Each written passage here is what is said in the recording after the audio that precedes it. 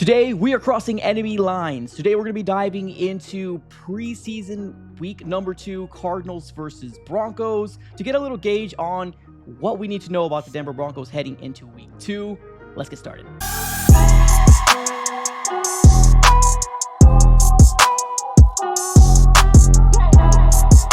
What's going on, everybody? Welcome back into another video. Definitely do me a huge favor, smack up that like button and subscribe for more Arizona Cardinals content. On this channel, we're covering the Arizona Cardinals news, breaking news, conversational pieces, everything surrounding your favorite team. So subscribe it up. It's absolutely for free. But today we're going to be diving into week 2 matchup / preview on what the Cardinals are going to be expecting heading into week 2 of preseason. And I got my guy here, Ryan from Broncos Unfiltered.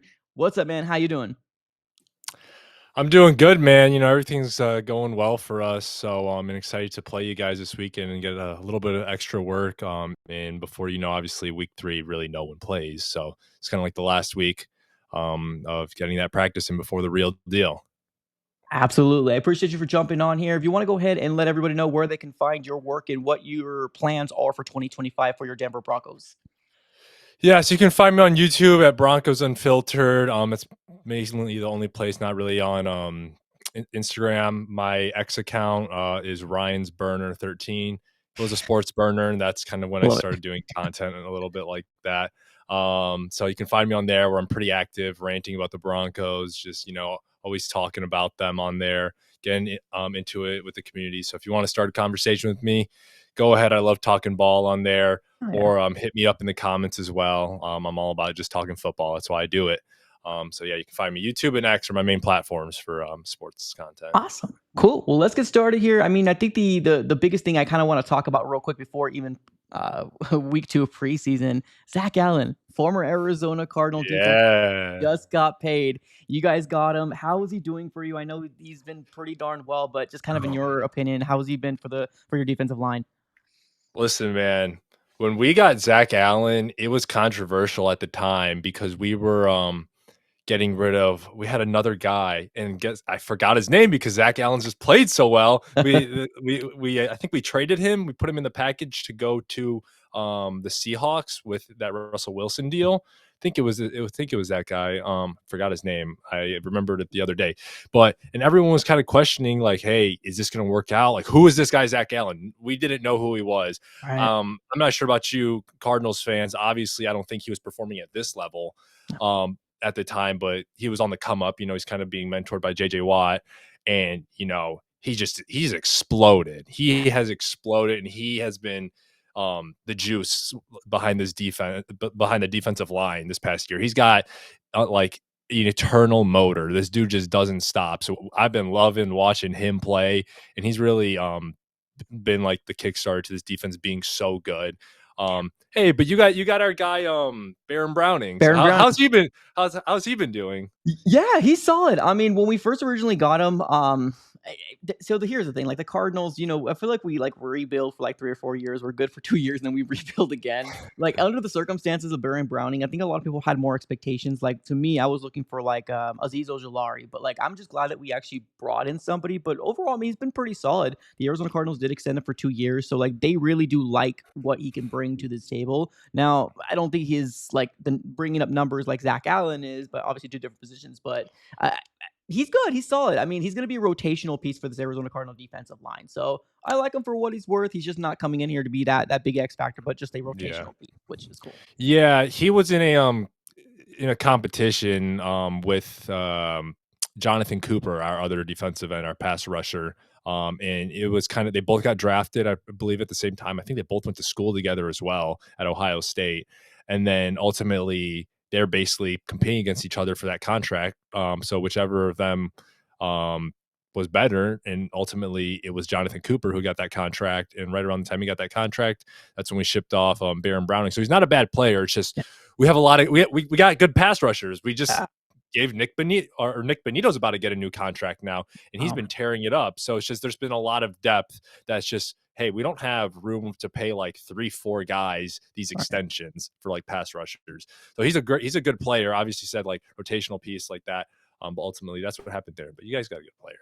Yeah, no, absolutely. I'm excited to see what he's gonna do for year 2 of the Arizona Cardinals, and like I said, we brought in some really good talented people on the defensive line, and that would only kind of help him flourish, in my personal opinion, with Calais, Dalvin Tomlinson, as well as Josh Sweat. So I'm excited to see what this defensive line is gonna do, but the Arizona Cardinals do have a joint practice, which will be tomorrow.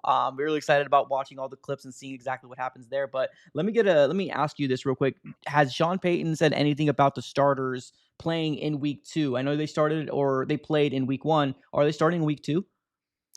I believe so. Typically, he does still have him start. Maybe not as many drives as the first game. I think it was like 4 drives that he had at least offensive starters out there. Maybe not Wow. defensive because defensive they're tearing it up. So Right. and listen, and I like this about him, but he punishes the offense if they're not doing what he wants them to do. He's like, stay out there, stay out there. You guys need to get your work in. Which it's a little risky, when it comes to injuries. But at the end of the day, you got to perform. And if you're not doing the preseason, then like, come on, like, what are you gonna do Yeah. in the regular season? True. But I expect them to start. I don't know. I didn't look at any like what he said today, because I was working, and then reports go out late as well. And Sean Fair. also likes to be pretty secretive, and he's not going to say everything. But I think ultimately it will also depend which players end up starting. It will come down to how the joint practice goes as well. If he thinks that the guy's got good work in, and he doesn't need to see too much else, then maybe some guys like Pat Surtain won't start. Mostly will be on the defensive side. I don't expect Dre Greenlaw to play. I don't expect Alex Singleton to play. They didn't play last week. Who knows if they're really even going to be that active in the joint practice? I wouldn't expect them to be, because they're such crucial pieces to this Right. defense. And they've had some injury history that right now they're really nurturing them back to health, and being pretty delicate, treating them pretty delicately. So I don't expect the linebackers really to be there. But everyone else for the most part, yeah. Okay. Yeah, I mean, for the most part, that's kind of what we heard from Jonathan Gannon, the head coach of the Cardinals, as well. Like, they wanted to wait to see what happens in the joint practice. Like, if things look good, they probably might throw him for maybe a drive or two. If things don't, or I'm sorry, the opposite. If things don't look good, they can throw him in have him play. But I heard some rumors out there that they might start him anyways for like maybe a drive or two, but we'll have to kind of wait and see. But obviously, that brings level of excitement when you're watching preseason, because at the end of the day, it's preseason. But you love to see those starters kind of get those real time reps. It's as close as it gets. But let's talk about your week 1 opponent here in the 49ers. Appreciate it. You guys absolutely whipped him. 39. I know it's preseason, but I just like to poke fun at those 49er fans. What did you see overall in that game? Because I did see Bo Nix played, Sam Ehlinger, as well as Jarrett Stidham. Overall, what did you see in this game of Broncos versus the 49ers? Man, for a preseason game, there was a lot. So first off, yeah, 30-9, but we started off. It was 0-9, and then we went up 30 unanswered points. Wow. But that really is saying more about the starters. It didn't start off that well, if I'm being completely honest. And we're not panicking though. None of us are panicking. People are going to push out their narratives just Yeah. because some people just have journalist jobs and they just have to put out stuff, clickbait. But I would say let's start defensively, because I think it's a pretty quick analysis. They didn't start off too great for like the first drive. Mac Jones looked pretty solid. I'll be completely honest. Really? And he drove down there. He had some great throws, and they scored pretty quickly. And then after that, the defense tightened up. Nick Bonito just turned it on, got 2 sacks on a drive, and he was just ripping them apart. So then defense started putting it all together. And then offensively, that's really where a lot of people were raising kind of some concerns. Not necessarily because of Bo himself, but the entire offense. The line was just letting up a lot of pressure. I'm convinced. I don't know if you really knew of this like storyline at all, or this beef that like Robert Saleh probably has with Sean Payton, because he Mm. called him out like I think it was 2 years ago.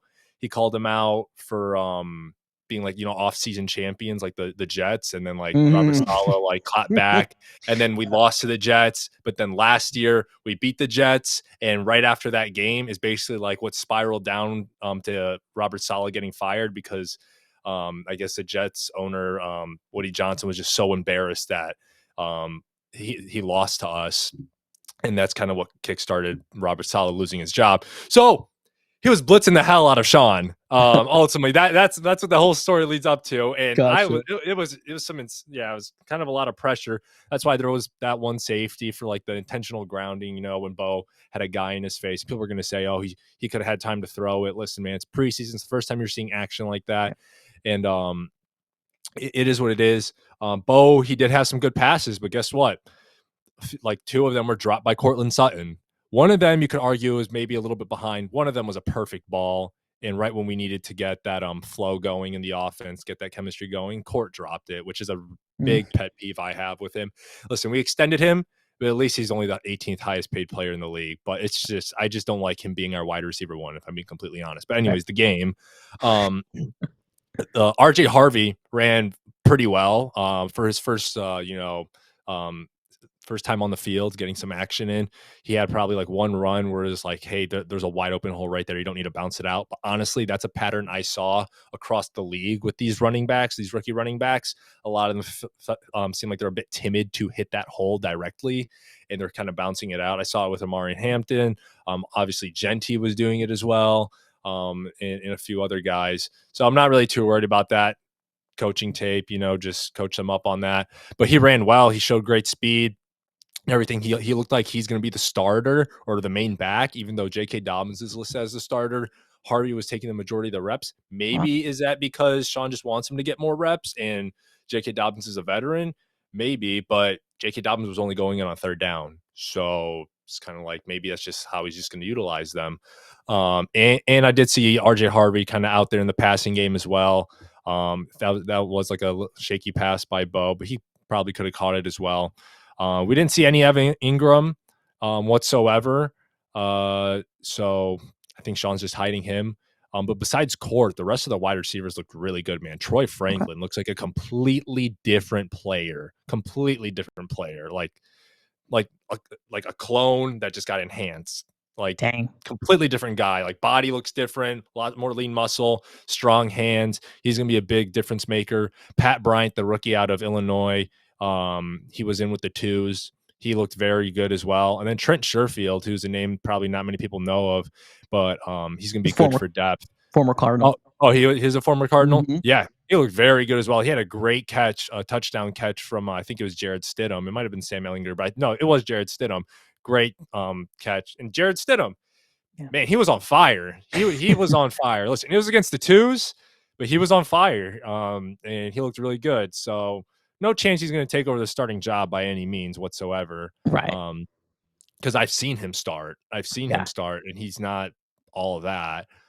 But backup, who really cares? But hey, he was solid as well. And Sam Ellinger was pretty good. And then we had great running back depth as well. Tyler Bidet, he's probably going to be our running back 3. He had some great runs. And then Jaleel McLaughlin, he had some good runs as well. So did Estime. So we got a lot of depth everywhere on offense. It's just about kind of putting the pieces together right Right. now, since we got some guys in the offseason and everyone just kind of like coming into their skin more, and really finding that identity of like who's gonna be the playmaker on third down when we need something, who's gonna be this guy for this, who's gonna be that guy for that. Because now we finally got a run game. Now we finally have some tight ends. So overall, I was pretty happy with what I saw after the slow start from the starters. So that's probably what I'm just going to want to see this weekend Right. is if the starters do play, I want to see them start off a lot faster and a lot sharper. Yeah, absolutely. And I'm looking at the stats here. Yeah, Stidham definitely had a really good game, 14 to 15, 136, 2 touchdowns. Is anybody panicking in terms of like the fan base? Because you got a portion of the fan base, especially when it's preseason. They look at the Uh, numbers, they're like, oh, Jared Stidham's got to start. I mean, as a Cardinal fan, we kind of had something similar because we have a real QB2 now, which Jacoby Brissett, which we rarely haven't had under the Kyler Murray era. But Kyler Murray threw a real bad pick. But outside that, he played pretty good in week 1. But yeah. of course, because of that pick, here goes everybody in the pitchforks. Oh, better bench him. It's all Jacoby. Um, Is that the same thing with you guys? I mean, no. I think Bo just had such a strong season in his Right, rookie season. I'd say it's probably a little bit different with Kyler because right. you've had multiple seasons and you guys are still True. waiting for a certain result. And it's like, hey, we're waiting. Like, hey, if you don't do something soon, like you're gonna get swapped out. Fair. So I think for Bo, it's like if it's like his fourth, maybe even his third season, and it's just like what, like, hey, what's going on, then maybe. But no, I think everyone's still 100% confident he's going to be a starter. Even Bo is honest. He's like, yeah, didn't start the way we wanted to. The good thing about him is that anytime he makes a mistake, he always learns from it. You can see he always learns from it. If he throws a pick, he's not going to throw that pick again, like exactly like that, like in that certain window. He may throw a pick a different way, like a few games later, but he won't make that same mistake again. So he learns from them. So none of us are worried. I'd say there's people that are very too critical. Maybe they're a little bit too critical. Like they're very critical about the safety. They pause the frame. They're like, oh, Troy Franklin was wide open on the dump off. It's like, listen, dude, it's easier said than done. It's like you Yeah. look at that frame. It's like, hey, he sees the guy barreling down. Maybe Troy became open right when a guy in a big red jersey. And remember, red is a very alert color. Like it catches Mhm. your eye very easily. Comes barreling down at you. Maybe you're going to see him before you see Troy in front of the lineman, and you're going to try to turn around and run. So obviously, maybe he should have just thrown it away. But listen, preseason, man, easier said than done. Rather have him do this in the preseason than in a Facts. game when it True. matters. Yeah, absolutely. And I'm looking at and here's the thing too. I mean, Bo Nix, when he came in, some people thought it was pretty controversial when, you guys picked him at when you guys did, but he's a 25-year-old guy, out of Oregon, played with different schools as well, but he came out in the scene really good, man. Like, are you afraid of a sophomore slump coming your way with Bo Nix? No, and the reason why I say that is because he's just an extremely smart quarterback Yeah. mentally. There can be guys like I would even say like Jordan Love kind of had a sophomore slump in a way, not sophomore slump, but he had a slump. Yeah. And I don't know about his processing speed, but I know Bo's got really fast processing speed. You can see it just the way he makes decisions. And people will always make the argument that like, oh, the coaches have like the entire league has more tape on him. It's like, okay, well, he also has more experience against the league. He Right. also has played maybe some of these defenses now. He knows what to look for. Guess what? This year is his first year that he's running the same offense for like the consecutive year in a row since his junior and senior year in high school. That's Each crazy. year in college, he had a new offense, and he was able to learn that new offense each year. So, like, even at Oregon, he had because they did really good. So then the OC left, and then another OC came in, new offense, new terminology, all that stuff. So, if anything, I'm actually even higher on him because of the fact that he's even stated he knows the offense now. Last year, he was more having to memorize, like what the play was, and then like make sure he just gets out and calls it. Now it's like second nature to him. Now he can just react to what he sees on the field. Like, all right, this is a play. All right, I know where this guy's running. I know where this guy's running. I know what this is going to happen. Now, what does the defense give me? So now he can just react. Because in football, you don't want to be thinking. You want to be reacting. If you ever played sports, you're not really thinking too much. You're just Right. reacting to what you see. So now he can actually do that. So I think that's going to be a benefit to him. But obviously, it'll be like a little bit more difficult in sense of teams kind of see how he plays. Also, we actually have a run game this year. Yeah. Last year, we didn't have a run game whatsoever, so Bo had no help at all in the run game. Javante was your And number one last year, right?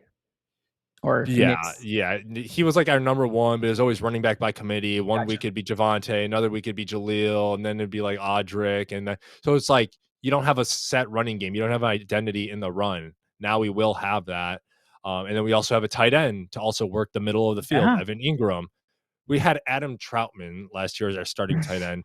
Great blocker, Yeah. knows the offense, not great at receiver, as a receiving tight end. And Lucas Kroll. I mean, I don't expect you to know any of those guys, and that's like enough said right there. Enough Yeah. said right there. Those were our tight ends, man. Now we have Evan Ingram. Hopefully he's good, he's healthy, and he's gonna be catching a lot.